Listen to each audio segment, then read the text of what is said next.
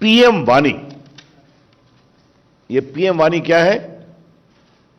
Prime minister WiFi access network interface. प्रधानमंत्री WiFi access network interface, PM वाणी। ये देश में वाईफाई क्रांति की दिशा में एक बहुत ही महत्वपूर्ण कदम है। It is an extraordinary historic step to unleash a massive wifi revolution in the country. अब ये कैसे काम करेगा, ये आपको हम बताना चाहते हैं। सबसे पहले आप समझ गए कि ये पब्लिक वाईफाई सिस्टम काम करेगा, तो सबसे पहले हम एक पब्लिक डेटा ऑफिस खोलेंगे। ये पब्लिक डेटा ऑफिस के लिए ना कोई लाइसेंस है, ना कोई रजिस्ट्रेशन है, ना कोई फी है। जान लीजिए आप, no licence, no registration, no fee. ये कोई परचून की दुकान हो सकती है, ये कोई चाय की दुकान हो सकती है, ये कोई छोटा सा कोई पब्लिक ऑफिस हो सकता है, या कोई भी इस दिशा में। जैसे आपको मालूम है, हमने कभी चर्चा पूर्व में की है, हमारे लगभग 4.25 लाख कॉमन सर्विस सेंटर है जो गांव में, छोटे शहरों में डिजिटल सेवाएं देते हैं। वो ओवरनाइट इस पर आएंगे और कोई भी आ सकता है। तो ये जो हमारे पब्लिक डेटा ऑफिस हैं, जिसको कहेंगे पीडीओ, ये स्वयं भी इंटरनेट सर्विस प्रोवाइडर से या बाकी से ले सकते हैं इंटरनेट की सुविधा। और एक दूसरा है public data aggregator. Public data aggregator, इनका काम क्या है? ये एग्रीगेट करेंगे और जो उनको ऑथराइजेशन है पीडीओ का, अकाउंटिंग है, इसकी ये चिंता करेंगे। तो पहला हुआ पीडीओ, पब्लिक डेटा ऑफिस। दूसरा है पब्लिक डेटा ऑफिस एग्रीगेटर, और तीसरा है ऐप प्रोवाइडर। ऐप प्रोवाइडर का काम क्या है कि आपको मालूम है कि भारत ऐप इकोनॉमी में दुनिया की नंबर 1 इकोनॉमी है। तो आप एक ऐप को डाउनलोड करिए जो अवेलेबल रहेगा ऐप स्टोर पे। उसका आपका ऑटोमेटिक डिजिटल ऑथेंटिकेशन होगा, और इसको हम ऐप स्टोर के अलावा अपने वेबसाइट पर भी रखेंगे, अखबार में विज्ञापन भी देंगे, इसका लिंकेज भी बताएंगे। तो एक बार आपके पास हो गया तो आप भारत में कहीं भी किसी ऐप स्टोर से, किसी पीडीओ से आप सीधा वाईफाई प्राप्त कर सकते हैं। और आपको वाईफाई का मतलब तो समझते ही हैं, उसके लिए वहां कोई मोबाइल की आवश्यकता नहीं है, कोई फिक्स लाइन की आवश्यकता नहीं है, सिर्फ लिंकेज होना चाहिए। जब से प्रधानमंत्री नरेंद्र मोदी जी की अगुवाई में सरकार बनी है, उनका एक विजन है देश के डिजिटल एम्पावरमेंट का, देश को डिजिटली मजबूत करना। पहला कार्यक्रम डिजिटल इंडिया का था, आपने देखा होगा। आज आप देखें कि हमने लगभग 450 स्कीम में लोगों के बैंक अकाउंट में डिजिटली पैसा भेजना शुरू किया, डीबीटी, डायरेक्ट बेनिफिट ट्रांसफर। अब तक 13 लाख करोड़ रुपए हम लोगों ने भेजे हैं। 1,70,000 करोड़ करीब बचाए, जो फिक्टिशियस लोग ले लिया करते थे। ई स्कॉलरशिप है, ई वीसा है, बाकी कई किसान के सॉइल हेल्थ कार्ड हैं, ई हॉस्पिटल है। और सबसे कोरोना काल में जो हम लोगों ने काम किया, आपने देखा होगा कि हजारों करोड़ रुपया हमने किसानों को, महिलाओं के अकाउंट में पहुंचाया। और हमारे पोस्ट ऑफिस ने भी काफी ई पेमेंट के माध्यम से सैकड़ों करोड़ रुपया ऐसी जगह पहुंचाया जहां कोई ना बैंक था, ना कोई एटीएम था। तो डिजिटल इकोसिस्टम देश का हमने बढ़ाया। डिजिटल इंडिया, फिर भारत के 2.5 लाख ग्राम पंचायत में ऑप्टिकल फाइबर ले जाना। पिछले 15 अगस्त को प्रधानमंत्री जी ने घोषणा किया कि मैं अब देश के 6 लाख ग्राम पंचायतों में हम 1000 दिन के अंदर ऑप्टिकल फाइबर शुरू करेंगे।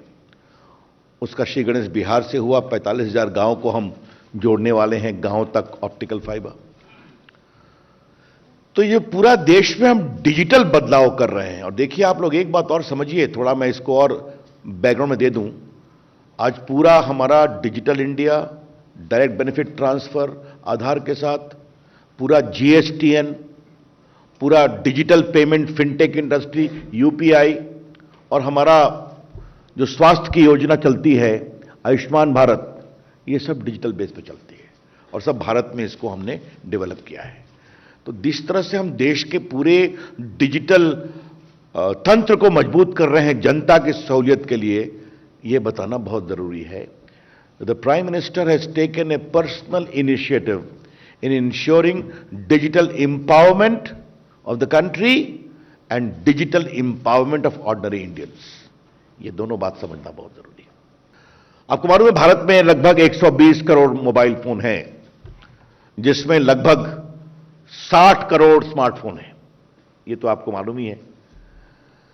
तो जैसा प्रकाश जी ने बताया कि देश में वो इन्होंने एक संख्या बताई है, मैं कोई टिप्पणी नहीं करूं, संख्या उससे आगे बढ़ सकती है कि जिस तरह से याद होगा हमारे वरिष्ठ पत्रकारों को, एक समय जो पब्लिक कॉलिंग बूथ का सिस्टम आया था, उससे बड़ी क्रांति होगी कि गांव-गांव में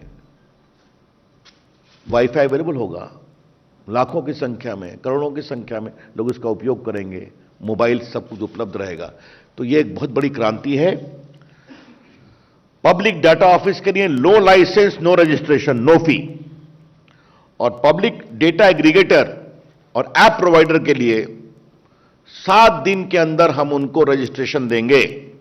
लाइसेंस कुछ नहीं है, रजिस्ट्रेशन देंगे, और अगर 7 दिन के अंदर रजिस्ट्रेशन नहीं हुआ तो डीम्ड रजिस्ट्रेशन अलाउ कर देंगे। तो आप देख रहे हैं कि देश में हम इसको कितना लिबरलाइज कर रहे हैं, इस पूरी क्रांति को। ये आपको हम बताना चाहते हैं। अब इसके क्या क्या फायदे होंगे, इससे क्या क्रांति होगी, मैं आपको कुछ चीजें बताना चाहता हूं। यह युग सूचना का है, सूचना क्रांति है। This is the age of information, information is power. एक बार प्रकाश जी हम लोग बात कर रहे थे कि कोरोना में सड़क बंद, जहाज बंद, रेल बंद, लेकिन कम्युनिकेशन पूरा चल रहा था। मोबाइल है, आईटी है, इंटरनेट है, टेलीफोन है, वीडियो कॉन्फ्रेंसिंग है। तो ये एक देश में, और हमने पूरे को लिबरलाइज कर दिया। वर्क फ्रॉम होम को आपको मालूम ही है, you can now work from anywhere, not only from home. तो भारत का पूरा आईटी सिस्टम चलता रहा। तो आज देश की आईटी भूख बहुत ज्यादा है।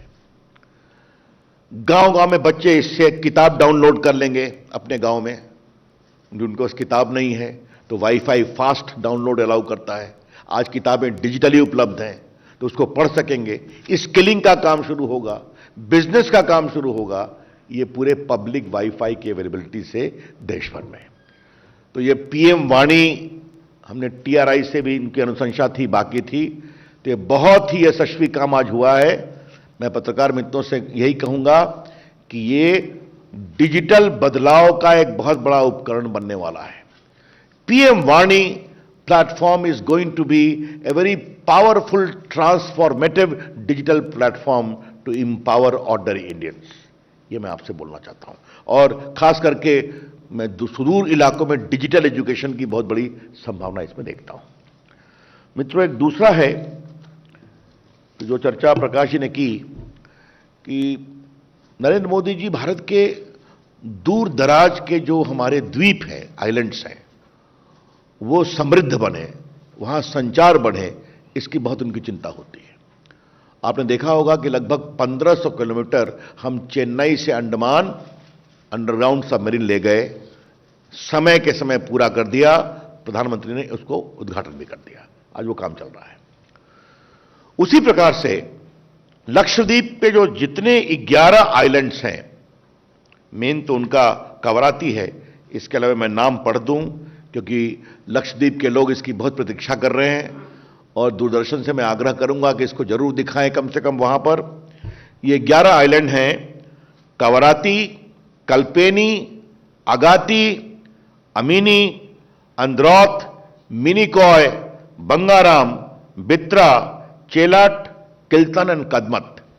आपको प्रेस रिलीज में मिलेगा। लक्षद्वीप में टूरिज्म की असीम संभावना है।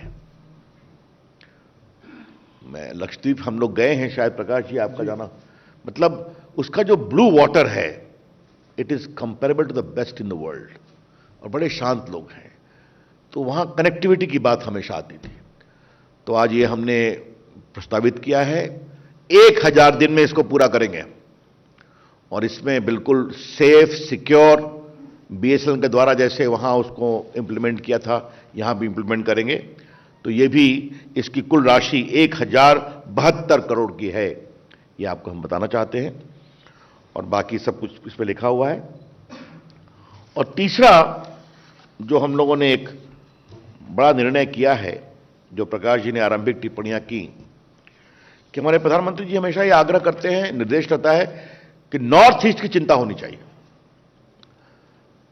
हम लोग अपने सारे विभाग में उसकी चिंता करते हैं, और वहां कनेक्टिविटी तो बहुत बड़ा विषय है।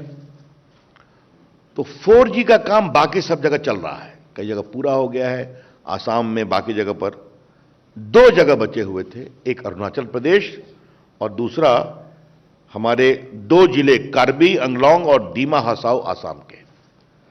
तो आज हम 4G कनेक्टिविटी के लिए आसाम के 2 गांव और पूरा अरुणाचल ये 4G हो, तो इसको हम बिल्कुल आज प्रधानमंत्री जी की अगुवाई में कैबिनेट में हम लोगों ने इसको अप्रूव कर दिया है, जिसके अंतर्गत लगभग 2374 गांव, जिसमें 1683 हैं अरुणाचल में और 691 हैं दोनों जिले आसाम के, और हम 1533 मोबाइल टावर स्थापित करेंगे 4G के।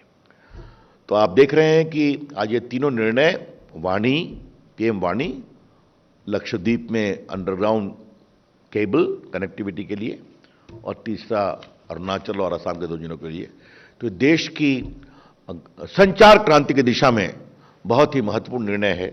तो ये मुझे आपको बताना था।